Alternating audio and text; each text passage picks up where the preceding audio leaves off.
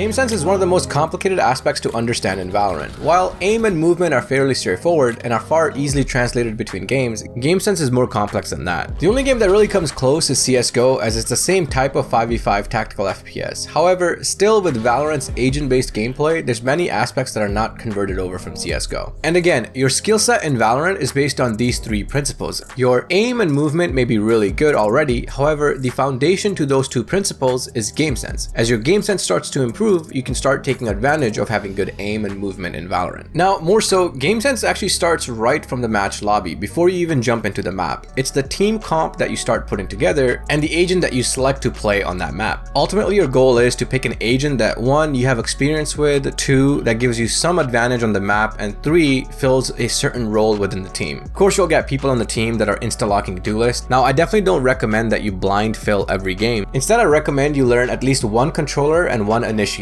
This way that if you get into this position of filling, you can kind of pick at least between the two. The two agents that I would recommend you learn early on is Brim and KO. They're both very beginner friendly and they get a lot of value on all the maps. Now, before we dive into the details, what is Gamesense? I like to understand Gamesense in two ways. 1, it's your situational awareness of your game's progression, and 2, it's your team and enemy team's strengths and weaknesses. And both of these things can be applied at the micro, which is per round, and macro, which is per match. And if we were to look into all the things that goes into having good game sense, that includes agent specifics, team comp strengths, holding angles, peeking, info gathering, execute, clutches, timing, patient, utility usage, prediction, map awareness, trading kills, baiting, yes, baiting, just to name a few. Now, since each game progresses differently, there's no way to practice any one of these individual game sense mechanics. You can't jump into the range or deathmatch to practice your executes or post-plant situations. So the first thing you need to keep in mind is you need time and experience. With more playtime, you'll get more experience. With more experience, you'll get a chance to practice these individual things. In my previous video, I mentioned that you should be focusing on securing one round. Instead of focusing on the whole match, just think about what you can do this round to have the best impact for your team.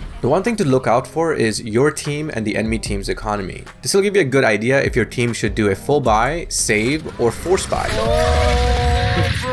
Jumping back into the game, think about the round being divided into 3 parts: the early, mid, and late round. Now, whether you're playing attack or defense, in the early round, depending on the agent that you're playing, you want to gather information or hold an angle on the map. The more information you can get early on in the round, the higher your chances of securing the win. This early round portion may last for 5 seconds, or it could last for 30 seconds. The transition between early to mid round is time dependent, but at the same time, on the attacking side, if the team chooses to execute early on, it could just be that the team's pushing onto a site right away. Now, jumping into the mid round, depending on if you're on the attack side or defense, you're either executing onto site, rotating, or holding the site. As the defensive player holding the site, it's your job to slow down the enemy team's push. Now, one thing to keep in mind, unless you guys have stacked the site already, you're going to be at a disadvantage. It's most likely going to be 3 attackers to 1 defender holding the site. As a defender, focus on using your utility to slow the enemy down, giving a chance for your teammates to rotate. Bomb.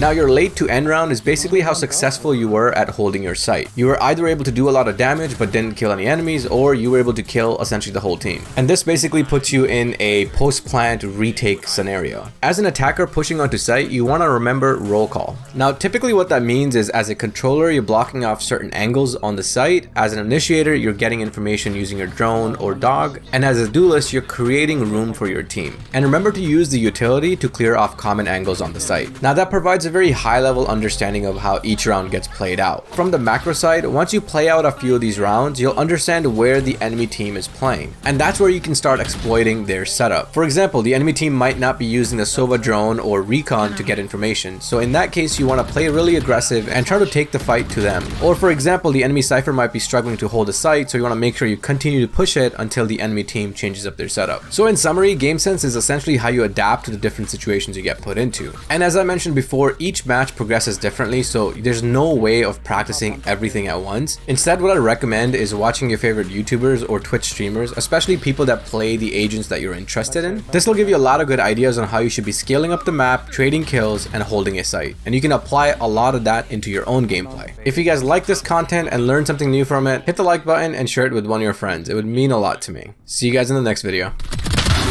Better, you're better.